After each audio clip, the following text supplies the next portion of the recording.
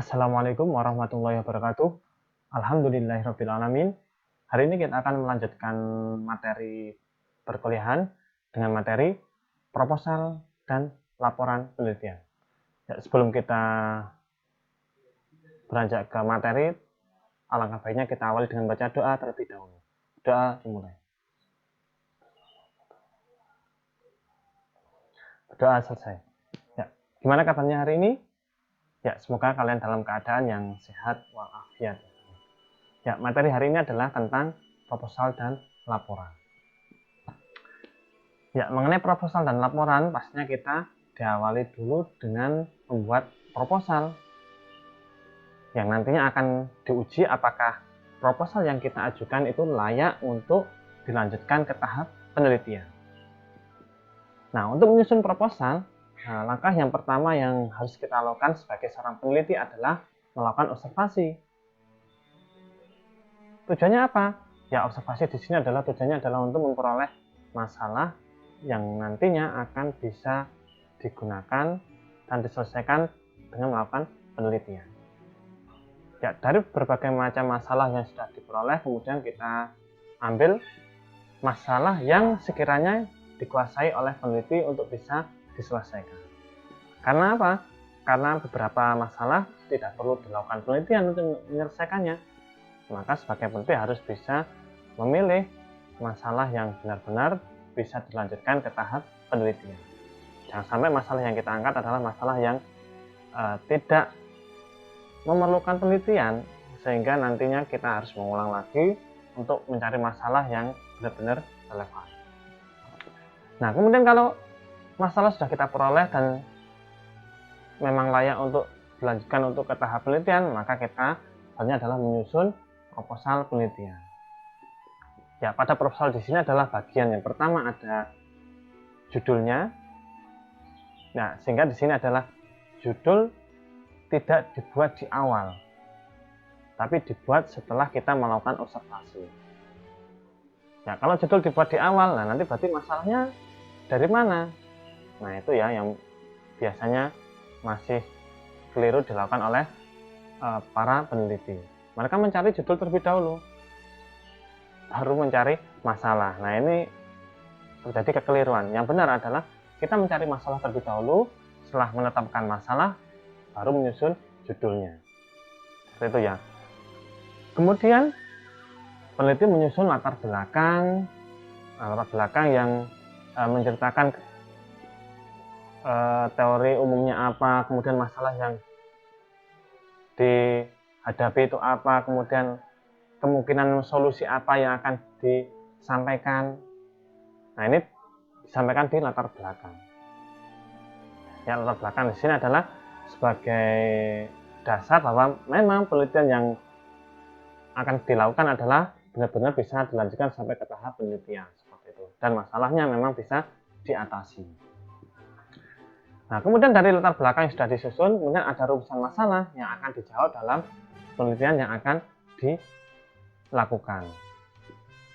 Nah, dari rumusan masalah ini kemudian peneliti menyusun tujuan penelitian, yang mana tujuan penelitian adalah menjawab dari rumusan masalah yang sudah disusunnya tadi.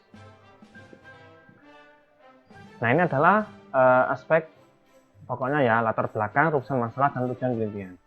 Nanti beberapa format proposal itu ada yang menambahkan seperti penjelasan variabel itu ada sendiri, kemudian ada lagi tentang pembatasan subjek penelitian dan sebagainya, itu masih ada. Tapi yang paling utama adalah adanya latar belakang, rumusan masalah, dan tujuan penelitian. Nah, setelah itu peneliti membuat atau membandingkan dengan penelitian yang sudah ada dalam kajian penelitian terdahulu. Karena penelitian yang kita lakukan pada saat ini itu kemungkinan besar itu sudah pernah dilakukan oleh peneliti yang lain. Sehingga kita harus bisa membandingkan antara peneliti yang sudah ada, hasil penelitian yang sudah ada, dengan penelitian yang akan kita lakukan. Ya, bagian mana yang sama, terus bagian mana yang pembaruannya, yaitu nanti disebutkan di bagian ini. Sehingga nanti kita bisa terhindar dari plagiasi oleh dari peneliti lain, seperti itu. Dan juga sebagai pandangan kita bahwa masalah yang kita hadapi ini adalah sudah pernah dilakukan oleh penelitian yang lain dan bisa diatasi, sehingga dengan kajian penelitian terdahulu di sini kita sudah mempunyai bekal bahwa masalah yang kita hadapi juga kemungkinan besar bisa diselesaikan. Itu ya kajian penelitian terdahulu. Nah, di dalam di sini kita mencari peneliti yang semirip mungkin dengan penelitian yang akan kita lakukan, kemudian menyebutkan persamaannya apa, kemudian perbedaannya apa, atau bentuk barunya dari penelitian terdahulu itu apa, penelitian kita ini ya. Nah, kemudian peneliti menyusun kajian teori. Nah, ini adalah teori-teori yang mendukung tentang penelitian yang akan dilakukan. Ya, biasanya kajian teori di sini adalah menjelaskan tentang definisi, tujuan, dan sebagainya yang berhubungan dengan variabel yang terdapat pada judul penelitian. Itu lebih dijelaskan lagi, lebih dirinci lagi. Pastinya di sini adalah mengambil dari bisa dari karya orang lain, dari jurnal, atau dari buku, atau dari para ahli, seperti itu. Ini adalah untuk kajian teori. Sehingga di sini kita akan lebih kita lebih paham ya sebagai peneliti, karena kita mengetahui pengertian-pengertian masing-masing variabel yang sudah kita tuangkan dalam kajian teori.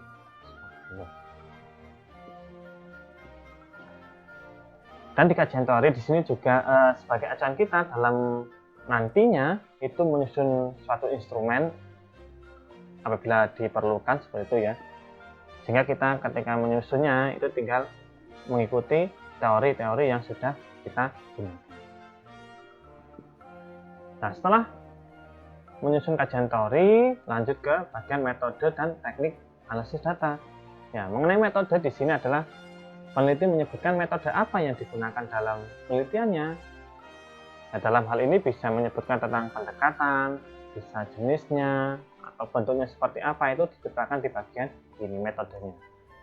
Apakah bentuknya kuantitatif atau kualitatif, atau juga bisa pengembangan, atau bisa kepustakaan, dan lain sebagainya. Nah, itu disebutkan di sini ya. Nah, misal menyebutkan bahwa penelitian yang akan dilakukan adalah penelitian kuantitatif. Nah, kemudian dijelaskan lagi oleh peneliti bahwa letak kuantitatifnya nanti di bagian mana pada penelitian ini. Nah, itu dijelaskan. Sehingga setelah mengambil definisi dari kuantitatif, nah, kemudian dihubungkan dengan penelitian yang akan dilakukan, sehingga tidak hanya menampilkan teori-teori saja, seperti itu. Kemudian ada juga teknik analisis data. Nah, nantinya pastinya dalam penelitian kan memperoleh suatu data. Nah, ini datanya mau diapakan?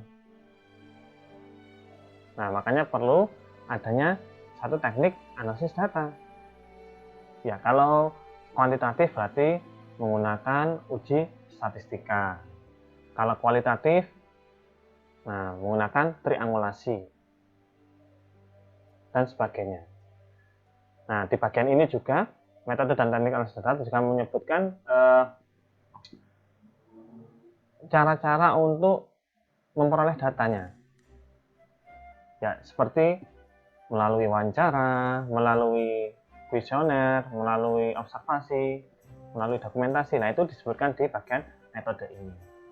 Instrumennya apa saja disebutkan di sini, kemudian dijelaskan maksud dari masing-masing datanya nanti. Kalau wawancara itu yang diwawancarai siapa saja, yang inti dari wawancaranya itu apa saja, itu diceritakan di bagian metode dan teknik analisis data ini. Kalau menyusun kuesioner, berarti isi kuesionernya itu apa saja garis besarnya, kemudian nanti yang akan memvalidasi siapa, nanti akan diberikan kepada siapa, itu nanti disebutkan di bagian metode dan teknik analisis data di bagian ini.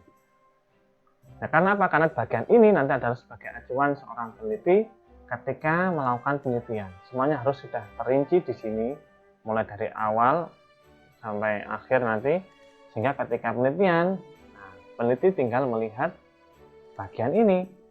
Oh, setelah ini saya akan melakukan pengumpulan data, setelah ini saya akan melakukan analisis data. Jadi sudah ada semuanya di bagian metode dan teknik analisis data ini. Kemudian bagian selanjutnya adalah rencana pembahasan. Nah, ini ada yang mengharuskan ada yang tidak perlu. Nah, ini adalah rencana pembahasan. Ini untungnya adalah kita bisa tertata nanti bagian apa saja yang akan kita sampaikan dalam hasil atau laporan penelitian kita. Mulai dari bab 1, bab 2, bab 3 sampai dengan bab terakhir seperti itu. Nah, kemudian diakhiri dengan daftar pustaka.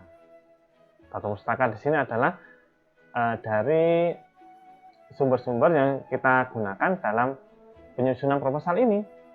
Misal di latar belakang kita mengambil teorinya siapa, nah kita masukkan di daftar pustaka. Kita menyusun kajian teori, nah itu dimasukkan ke daftar pustaka. Kita mengambil definisi kuantitatif misalnya, itu kita ambil dari mana? Nah, itu masukkan di daftar pustaka. Ya, semakin banyak isi daftar pustaka, berarti semakin kaya kita dalam memiliki dasar teori. Jadi kita adalah wawasannya luas karena membacanya dari sumber yang banyak seperti itu. Jadi semakin banyak semakin bagus di bagian daftar pustaka seperti itu.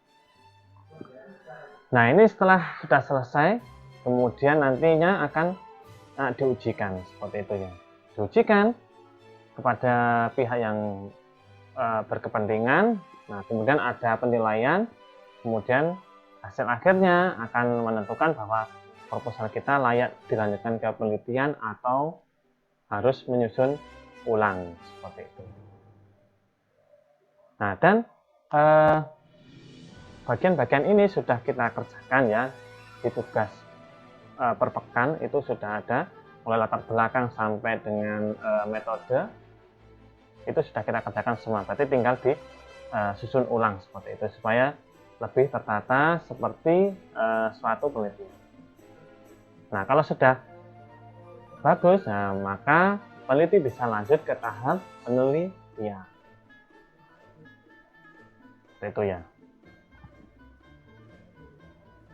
Nah, pada tahap penelitian ini, peneliti sudah menyusun instrumennya pastinya, ya. Sudah menyusun instrumen, sudah validasi dan sebagainya, kemudian tinggal dibawa ke lapangan untuk memperoleh data. Ya, untuk kuesioner berarti data kuesioner sudah disebarkan ke para responden dan juga sudah dikembalikan sehingga peneliti memperoleh data. Atau yang melakukan wawancara berarti peneliti sudah menyusun daftar pertanyaan, kemudian sudah menemui narasumber, kemudian menanyakan apa yang ada di bagian wawancaranya, sehingga peneliti sudah memperoleh data. Atau juga yang melakukan observasi, berarti peneliti sudah melakukan observasi, sudah pergi ke lapangan, sudah mungkin foto-foto atau mencatat. Nah, itu berarti kan sudah memperoleh datanya juga. Dan juga dokumentasi, mungkin ada dokumen-dokumen terdahulu yang dibutuhkan untuk membantu hasil penelitian, maka ya perlu kita mintakan kepada pihak yang mempunyai hak atau mempunyai dokumen tersebut ya. Misal kalau kita membutuhkan nilai siswa, berarti kita bisa minta kepada guru dokumen hasil nilai siswanya. Kalau kita membutuhkan dokumen kegiatan pengajian misalnya, berarti kan kita bisa minta ke panitia. Nah, ini adalah dokumen-dokumen yang kita butuhkan, sehingga ketika sudah kita peroleh, baru kita analisis. Nah, karena di sini adalah khususnya di penelitian kuantitatif, maka kita kemarin menggunakan kuesioner, maka sudah dipastikan bahwa kuesioner yang kita sebar itu sudah kembali ke kita, yang sudah diisi oleh para responden. Ya, kalau belum diisi berarti ya kita belum bisa ke tahap penelitian seperti itu.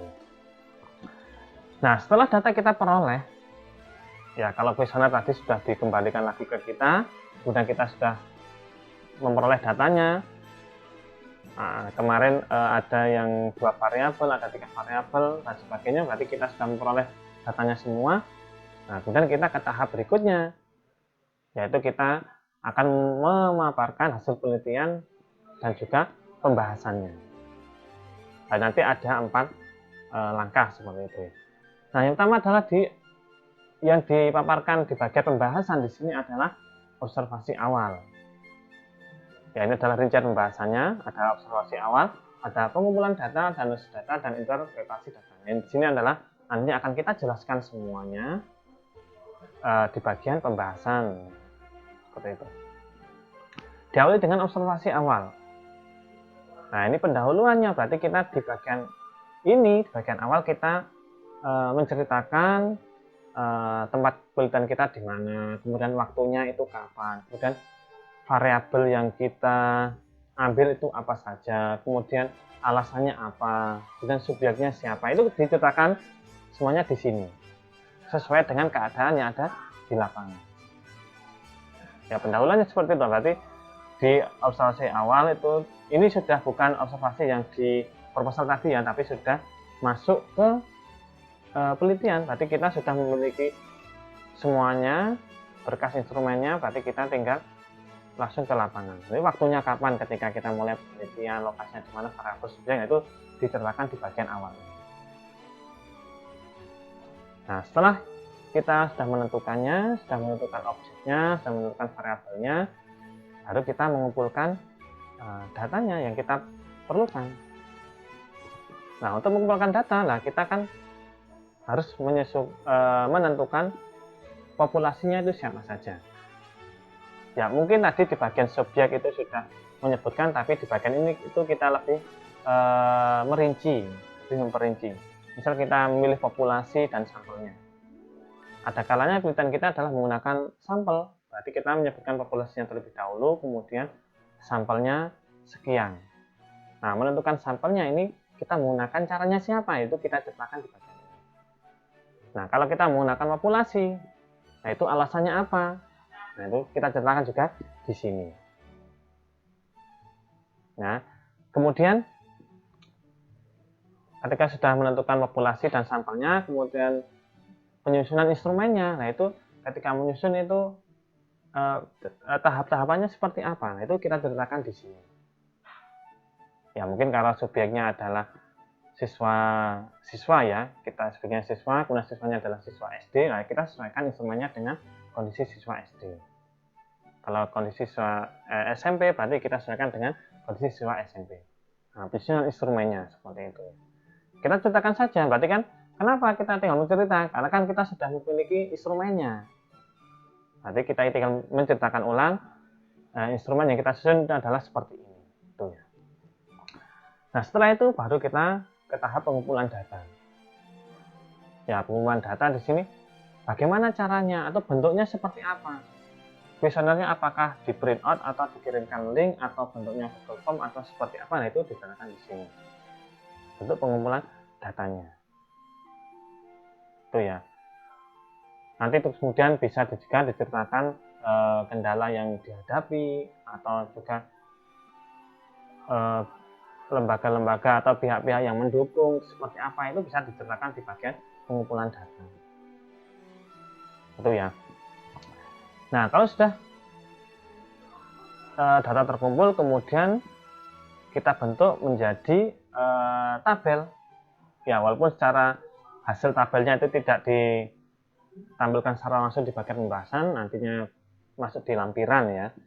Nah, tapi proses tabulasinya atau membuat tabelnya itu juga bisa diceritakan di bagian ini. Nah, setelah pengumpulan data, datanya kita peroleh dan sudah dibentuk menjadi suatu tabel dan siap di analisis. Nah, tahap berikutnya adalah kita menjelaskan tentang uji-uji statistik yang akan kita gunakan. Ya, uji apa saja yang kita gunakan di sini? Nah, itu sudah ada di bagian proposal tadi, bagian metode dan teknik analisis data tadi. Uji apa saja yang kita butuhkan itu sudah ada di situ.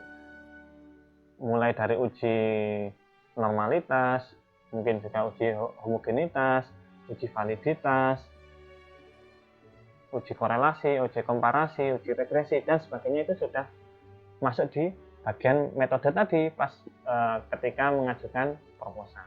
Nah, di sini kita tinggal menggunakan ulang. Oh, ternyata langkah pertama adalah saya melakukan uji normalitas. Berarti di bagian ini kita menceritakan data yang sudah kita peroleh itu kita uji normalitas. Mulai dari penentuan hipotesis, menentukan alfa, terus menentukan nilai ujinya, kemudian membandingkan sampai ke tahap kesimpulan. Dan kesimpulannya pastinya harus normal ya datanya, karena uji akhirnya itu kan kita menggunakan data yang sudah normal seperti itu. Kemudian uji apa lagi? Nah, sampai terus sesuai dengan yang ada di metode tadi. Mungkin ya ini contohnya adalah sampai ke uji regresi. Berarti nanti kita sampai ke tahap memiliki persamaan regresinya. Nah, persamaan regresi diperoleh dari mana? Dari tabel ini, kemudian diceritakan, ngambil di koefisiennya, konstantanya di bagian mananya diceritakan, kemudian terbentuk suatu persamaan regresi, misal seperti itu. Nah, dari persamaan yang sudah diperoleh ini diceritakan lagi. Maksud dari persamaan ini apa? Ini diceritakan bagian ini. Ya, kemudian mungkin saja ada juga kalau tentang korelasi ini kan seberapa besar pengaruhnya ya. Suatu variabel ini juga ada di tahap ini, analisis data. Nah, setelah sudah semuanya selesai uji statistiknya, nah, baru kemudian kesimpulan-kesimpulannya kita masukkan ke interpretasi data. Mulai dari data normal, data homogen itu kita kesimpulannya kita masukkan ke dalam interpretasi data. Kesimpulannya apa dari hasil ujinya tadi? Data normal ya, buktinya apa normalnya ditunjukkan dengan ini. Nah, itu masuk di interpretasi data. Kemudian hasil akhirnya adalah seperti ini. Nah, setelah sudah selesai baru nanti kesimpulan akhirnya adalah kalau tentang korelasi berarti ada pengaruh tentang variabel 1 terhadap variabel 2. Nah, ini kesimpulan akhirnya itu dikaitkan dengan teori yang berhubungan dengan variabel-variabel yang kita gunakan tadi. Nah, teorinya ngambil dari mana? Ya, itu bisa ngambil di kajian teori atau juga bisa kita menggunakan teori yang belum kita tampilkan di bagian sebelumnya. Sehingga memang benar penelitian yang kita lakukan itu adalah sesuai dengan teori yang sudah ada. Dengan perhitungan seperti ini, hasilnya seperti ini, sesuai dengan teori yang sudah ada seperti itu. Sehingga penelitian kita berarti sudah sesuai. Nah, misal hasil dari penelitian kita itu kok tidak sesuai dengan teori yang sudah ada. Nah, apakah penelitian itu gagal? Ya, tidak. Ya, ada juga penelitian yang tidak hasilnya itu walaupun runtutannya itu nanti endingnya itu pengen sesuai dengan teori tapi ternyata kok tidak, ya tidak masalah. Kita ceritakan apa adanya, hasil ujinya seperti ini, kesimpulannya seperti ini. Nah, kemudian di bagian berikutnya kita ceritakan bagian apa saja yang membuat hasil penelitian kita itu tidak sesuai dengan teori yang sudah. Itu ada kemungkinan ya tidak sesuai dengan teori yang sudah ada sebelumnya itu. Nah, ini adalah tahap interpretasi data, sehingga menghubungkan hasil dari penelitian dengan mengkaitkan dengan teori yang sudah kita gunakan sebelumnya. Mengkaitkan dengan teori lah, intinya seperti itu. Nah, bagaimana cara melakukan interpretasi data? Ya, teknik interpretasi data lah, kalau menurut LRG, nah, dalam bukunya Education Research yang ke-9, edisi ke-9 di sini, interpretasi data adalah suatu usaha yang dilakukan untuk menemukan arti atau jawaban dari data. Ya, maksud dari datanya itu apa? Berarti kan tadi sudah ke tahap kesimpulan akhir tadi sudah. Dan juga ada kesimpulan dari perhitungan statistik, ada teori. Nah, ini mau diapakan? Ini adalah ingin menemukan arti atau jawaban dari datanya. Itu ya, ini adalah teknik interpretasi data. Nah, yang dilakukan oleh peneliti yang pertama adalah dengan cara menghubungkan hasil dari data penelitian tadi dengan teori yang sudah ada, seperti yang saya sampaikan sebelumnya tadi ya. Jadi menghubungkan hasil data penelitian dengan teori yang sudah ada. Sudah ada di sini bisa sudah tertera di kajian teori, atau juga teori yang belum ada di kajian teori juga bisa dimasukkan baru gitu ya. Tapi tetap nanti kita menggunakan atau memasukkannya dalam daftar pustaka seperti itu. Kemudian kalau sudah mengaitkan dengan teori, kemudian kita juga menghubungkan hasil data penelitian dengan rumusan masalah. Nah, karena apa? Karena penelitian kita kan tujuannya adalah untuk menjawab dari rumusan masalah yang disampaikan. Nah, kalau kita sudah memperoleh hasilnya, tinggal kita hubungkan dengan rumusan masalah yang sudah kita susun sebelumnya. Itu ya. Nah, setelah kita menghubungkan dengan rumusan masalah, nah kita memperluas hasil analisisnya dengan komparasi dan implikasi. Nah, ini adalah kita menjelaskan lebih lanjut lagi. Setelah kita menghubungkan dengan rumusan masalah, kemudian kita menghubungkan dengan teori, kemudian kita memperluas analisisnya, atau kita menjelaskan lebih luas lagi, lebih detail lagi. Nah, ini adalah dengan bahasa peneliti sendiri. Ya, contohnya seperti apa? Contohnya kalau kita ada persamaan, ya persamaan regresi yang sudah diperoleh, nah ini diceritakan lagi. Misal kalau diketahui X-nya, nanti perkiraan nilai Y-nya adalah sekian. Kalau diketahui nilai Y-nya seperti ini, nanti memungkinkan nilai X-nya adalah sekian. Itu adalah memperluas hasil analisisnya. Bisa dengan dibandingkan atau diimplikasi seperti itu. Nah, kemudian yang bisa dilakukan juga yaitu adalah memberikan pandangan pribadi dan analisis akhirnya. Nah, ini bersama dengan yang langkah 3 ya, berarti peneliti ini adalah memberikan pandangannya terhadap hasil penelitiannya dan juga hubungannya dengan teorinya tadi dan juga rumusan masalah, kemudian memberikan pandangan akhirnya atau kesimpulan akhirnya seperti itu. Berarti hasil penelitiannya seperti apa? Yaitu pandangan akhirnya seperti ini. Nah, itu diceritakan di bagian interpretasi data. Ya. Nah, itu adalah teknik dalam interpretasi data. Intinya adalah dari hasil uji statistik tadi kita hubungkan dengan teori yang sudah ada. Setelah dihubungkan dengan teori, nah kita hubungkan dengan rumusan masalah. Sehingga memang penelitian yang kita lakukan adalah menjawab dari rumusan masalah yang sudah diajukan sebelumnya. Nah, kemudian di bagian akhir, nah biasanya kalau di tugas akhir itu ada di bagian kesimpulan ya, itu ada 2 poin, yaitu poin kesimpulan dan saran di bagian akhir sini. Nah, ini untuk yang di bagian akhir ini yang disampaikan adalah fokus penelitiannya. Nah, di penelitian ini fokus penelitiannya bagian apa? Itu diceritakan di sini. Ya, tidak perlu panjang lebar karena untuk lengkapnya kan sudah ada di bagian-bagian sebelumnya. Itu fokusnya itu disebutkan sesingkat mungkin gitu. Fokus penelitiannya seperti apa, masalahnya apa. Nah, ini yang menjadi fokusnya. Kemudian hasilnya apa? Nah, dari masalah tadi hasilnya seperti apa? Nah, itu hasil penelitiannya disampaikan juga di sini. Kesimpulannya ya, kesimpulan akhirnya sudah terlepas dari pembahasan teori dan sebagainya, statistik sudah tidak ada, tapi langsung kesimpulannya. Jadi fokus penelitian, kemudian hasil penelitian. Nah, nomor 1 dan 2 ini adalah masuk di bagian kesimpulan. Kesimpulan dari penelitian yang dilakukan oleh peneliti. Kemudian bagian yang ketiga, 4 ini adalah masuk ke bagian saran. Ya, sarannya di sini adalah yang menyantumkan hasil penelitian yang kurang. Ya, misal penelitian kita kok ada bagian yang kurang berhasil, itu diceritakan saja di bagian ini. Ketika memilih responden atau ketika menyebarkan angket, peneliti mengalami kendala, itu bisa diceritakan di sini. Hasil penelitian yang kurang maksimal. Sehingga nanti bisa diantisipasi oleh peneliti yang berikutnya. Itu ya.